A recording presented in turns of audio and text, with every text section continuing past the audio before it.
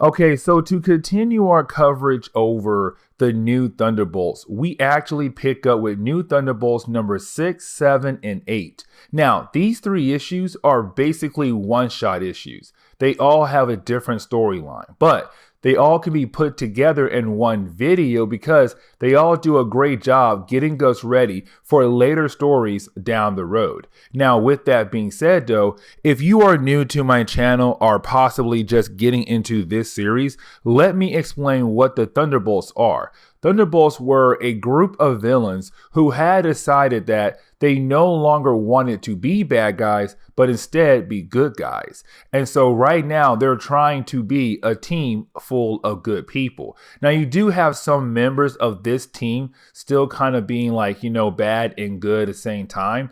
But most of the team is just straight up good guys now. They're trying to be superheroes and no longer villains.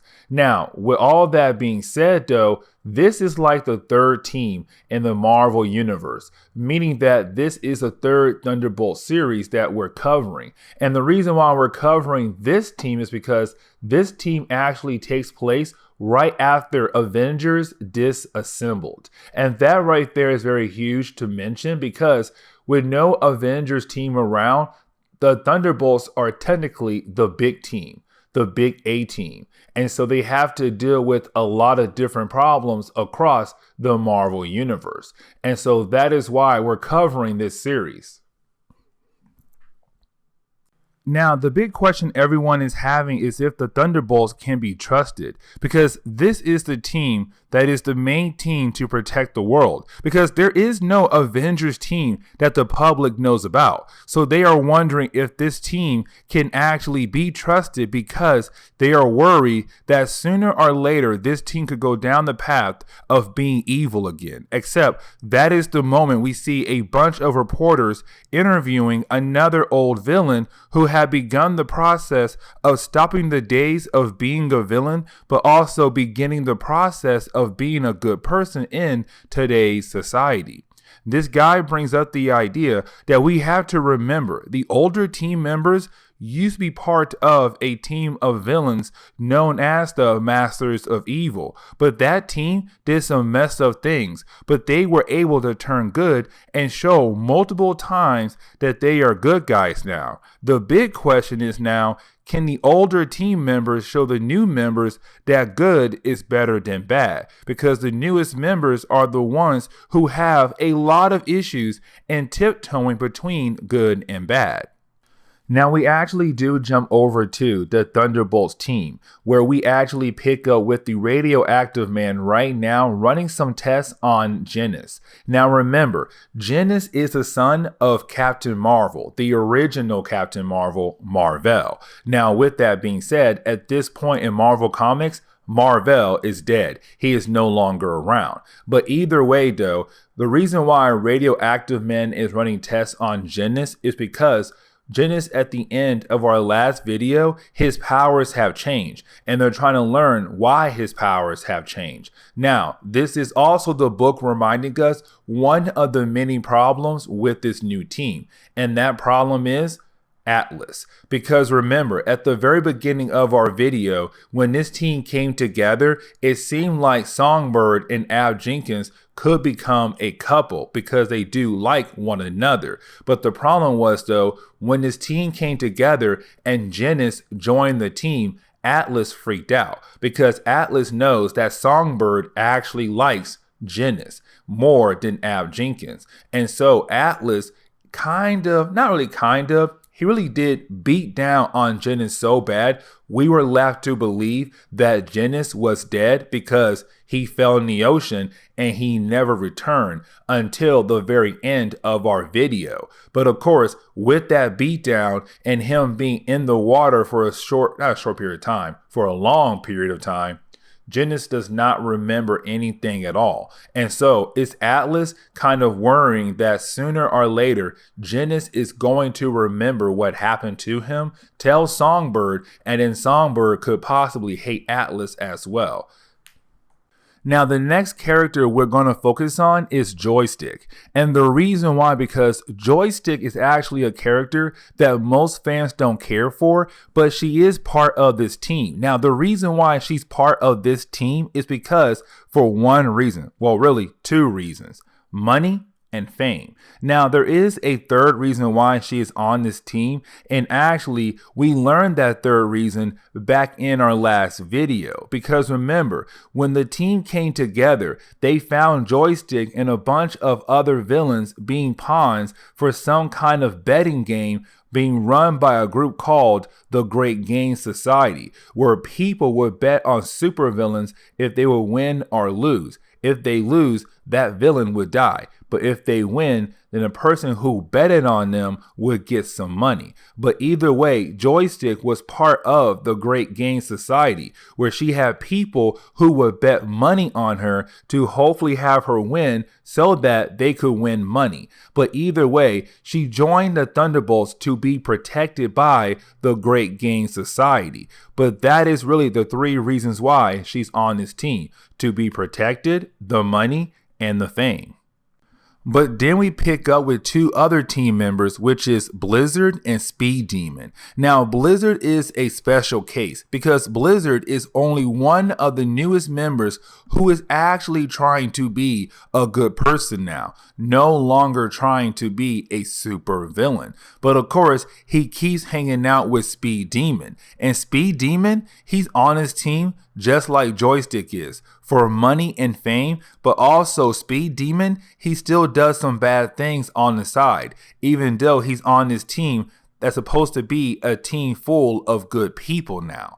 And matter of fact, we pick up with Blizzard and Speed Demon meeting up with the Shocker. Now, of course, we all know who the Shocker is. Shocker is an old Spider-Man villain. But the reason why they're meeting up with the Shocker is because Speed Demon got word from the Shocker about some kind of job. And of course, this job is doing something very bad. Now, Blizzard, he's very uncomfortable about doing some bad things. But of course, it's Speed Demon ignoring Blizzard and telling Shocker that they are down to help the Shocker complete this job.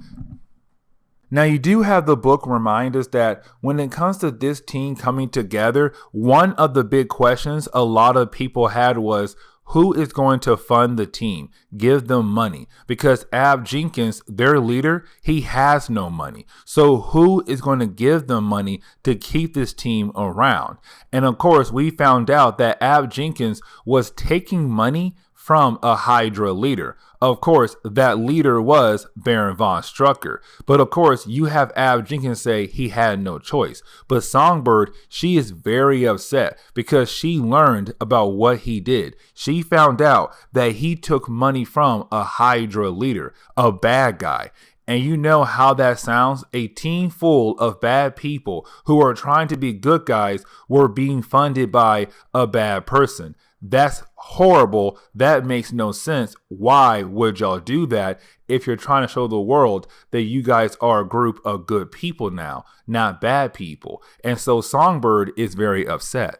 Now, getting back over to those reporters, we actually do see those reporters right now interviewing random people across the city to see how they feel about the Thunderbolts. Because right now, that is the big team, the big question. Can this team be trusted by the public? And you do have some people say, hey, we like them, we love them because they have been protecting us more than the Avengers or even the Fantastic Four. But then you have some folks say, no, we cannot trust them because how long will it be until they turn bad again? And also, they're super power beings. For some people, they're scared of power beings no matter if they're good or bad. And so the interviewers, their results are very mixed at the moment. But of course, while these interviews are being played on television across the city, one particular person is watching the TV, and that person is no other than the Purple Man. Now, we saw in our last video that we knew the Purple Man was going to be doing something very big and fighting against the Thunderbolts very soon. The only problem was we had no idea when. But let me tell you right now, it is going to be in our next video. Now, there is a page where you basically have Atlas go over to Genis to kind of interview him, to kind of see if Genis actually does remember what happened to him. Does he remember that Atlas beat down on him? And of course, you have Genis tell Atlas, no, I do not remember, but hey, I'm just going to live through life and hopefully learn how to control my new powers, and hopefully my memories do come back to me. But that is really it for that page right there.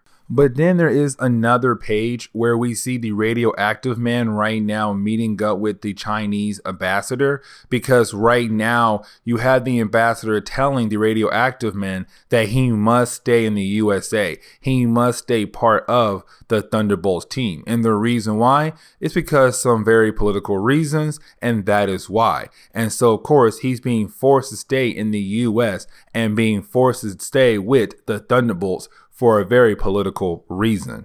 Now, to go ahead and wrap up the first storyline in this video, you actually do have Songbird go over to Ab Jenkins. And the reason why, because she wants to tell Ab Jenkins that she is basically leaving the team. And the reason why she is leaving the team is because she feels like this team was brought together for all the wrong reasons. And that right there is not good, especially with Ab Jenkins taking money from a Hydra leader. And so with that being said, Songbird has now left the team.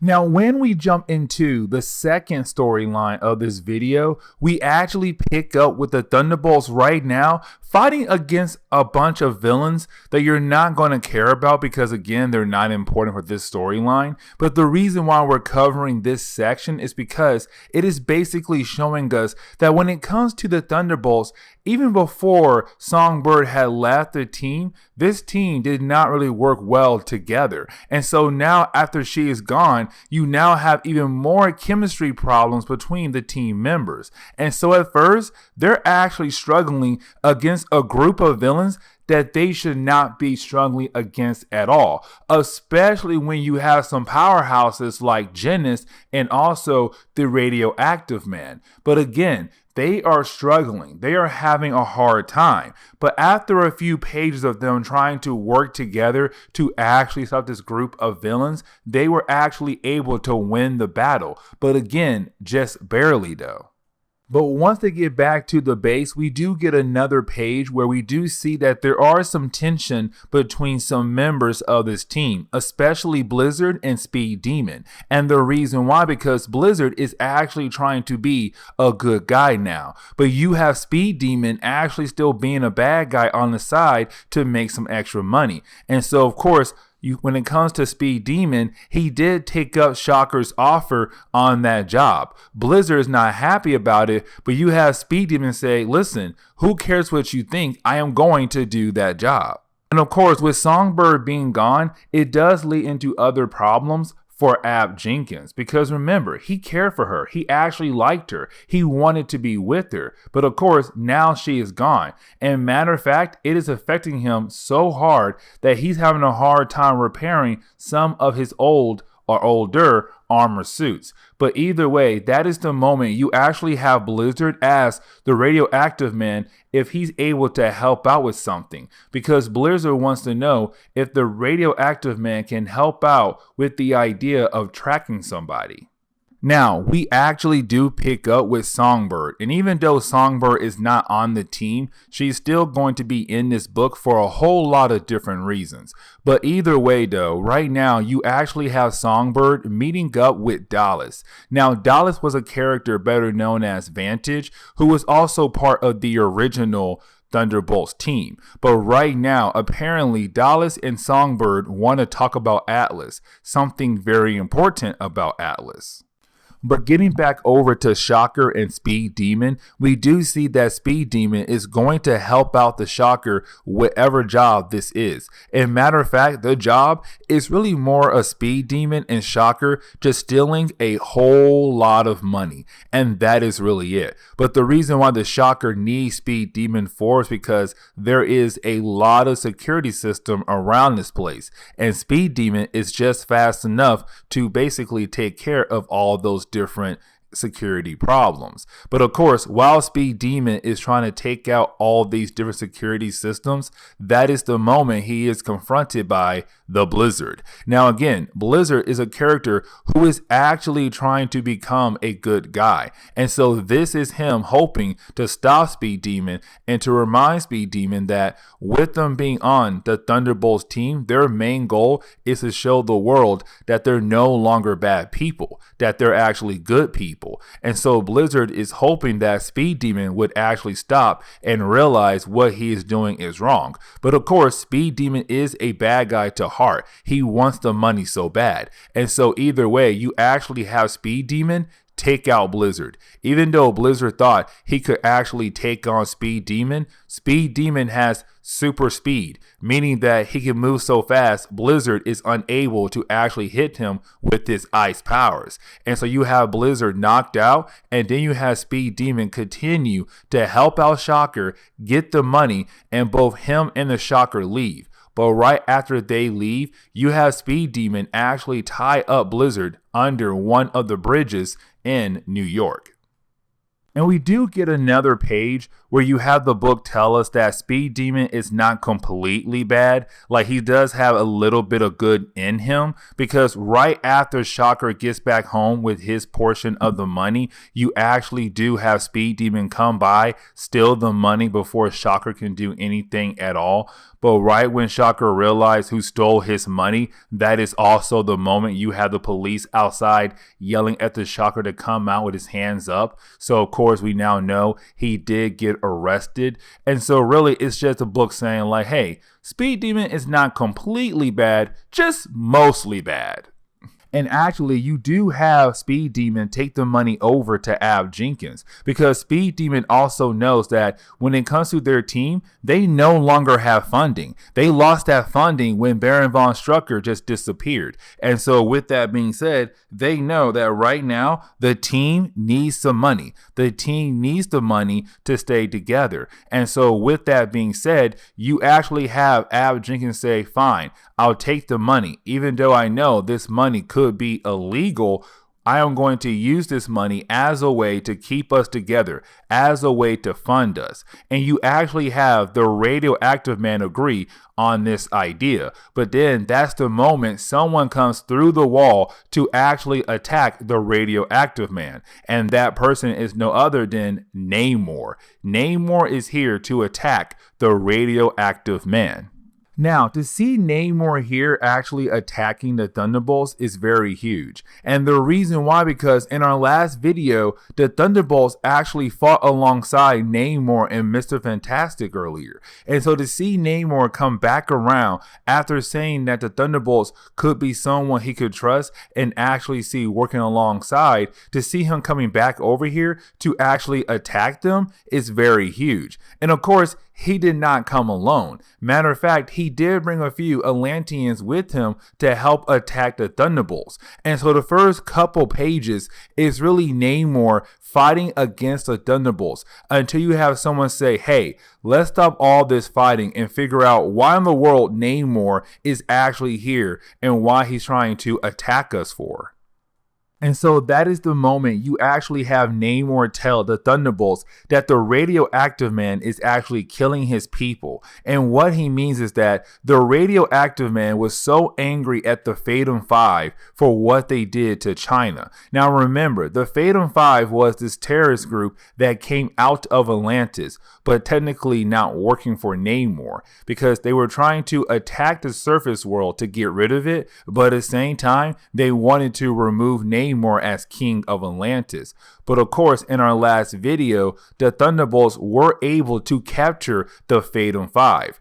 But what Namor is telling us right now is that the radioactive man had put some kind of radiation on one of the members of the Fatum 5.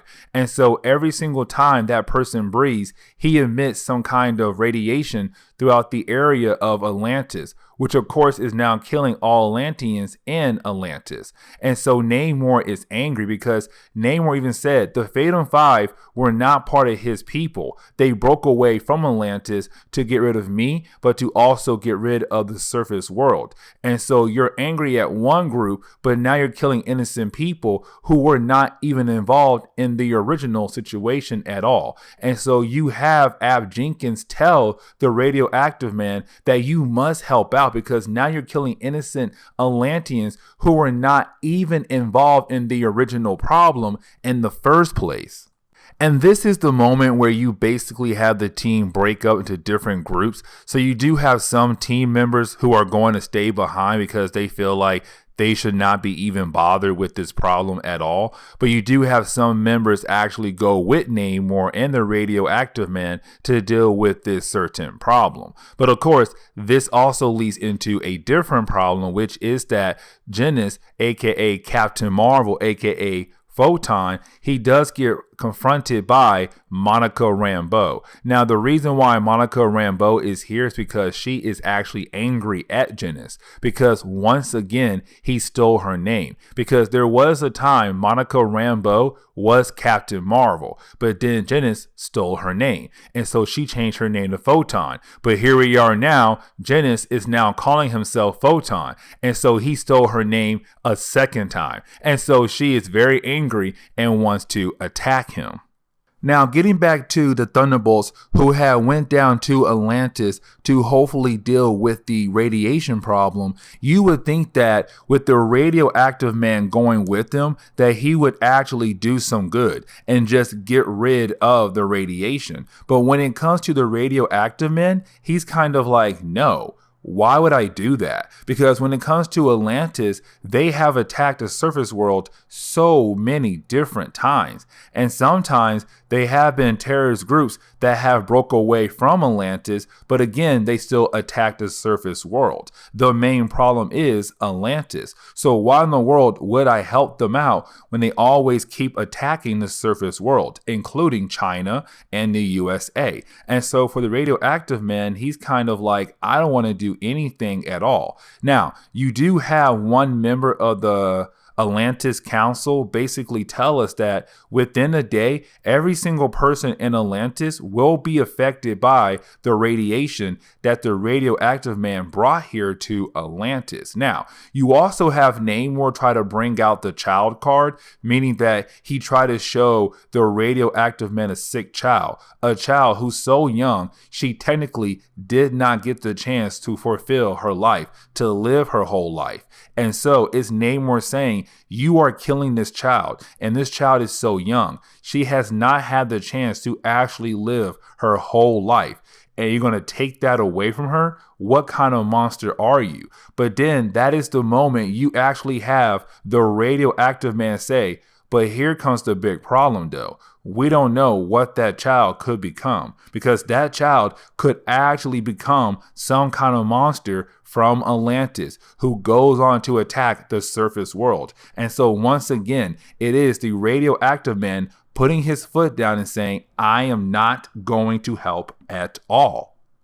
Now, we do get a page where we basically see that Monica Rambeau and Genis, they are talking things out rather than fighting against one another over the sake of just superhero names, which honestly is pretty good for both characters. But then we also see that when it came to Songbird, she has been working alongside Vantage to try to learn more about what's going on with Atlas and also Genis as well, because she thinks that Atlas did something to Genis, which is correct. He did, because remember, Atlas did beat down on Genis, but while hanging out with Vantage and her security team said there was a random taxi nearby Atlas when he went crazy and attacked Genis, meaning that somebody had possibly controlled Atlas and made him attack Genis. And so, of course, we now know who that person was. Of course, it was the Purple Man. Now, this is the moment where we can technically say the story is beginning to wind down, because we actually do pick up with the radioactive man finally agreeing to help out with the people in Atlantis. He begins to feel bad. only because the child begins to slowly die. And with that child slowly dying, he finally agrees to help out even though Atlantis had attacked his homeland, even though Atlantis will possibly attack his homeland again down the road. You actually have the radioactive man agreeing to help out, to help deal with this problem. And so, of course, the day is saved in Atlantis. But then to go ahead and close this video, we actually pick up with Songbird. Now, right now, Songbird has returned back to her dorm room. And of course, for two reasons. One, she needs a place to live. And two, because she is trying to continue her education. But either way, that is the moment she is confronted by the Purple Man. Now, if you're new to our series or if you're new to Marvel Comics and you have no idea who the Purple Man is, let me explain. The Purple Man has the ability to control people, to make them do whatever he wants them to do. Now, there is something else I should mention when it comes to the Purple Man. He's a very sick dude. I mean, really messed up. He does use his powers as a way to assault women. And so, of course, in the last few pages, he does tell Songbird to, well, get naked. But either way, it's the Purple Man trying to cover up his tracks because he knows that she has been doing some work to figure out who has been messing with the Thunderbolts. And so, of course, he wants to bring her in. But that is the moment he is stabbed in the back by no other than the Swordsman. Now, this is huge because the last time we saw the Swordsman in our last video, we learned that he was actually working alongside the Purple Man. But now it seems like the Swordsman is no longer working for the Purple Man. And something else to mention, we have no idea who this new Swordsman is because the original Swordsman died back in the 1970s in the Kree-Skrull War storyline. So we have no idea who this new Swordsman is, but he just saved Songbird. And this is where we are going to end today's comic book video. So please leave me a like down below and subscribe. Also, if you have any suggestions on books I should read, well, please let me know in the comments below because you never know. Your suggestion could be a future video down the road. But guys, I'll see y'all next time. Later.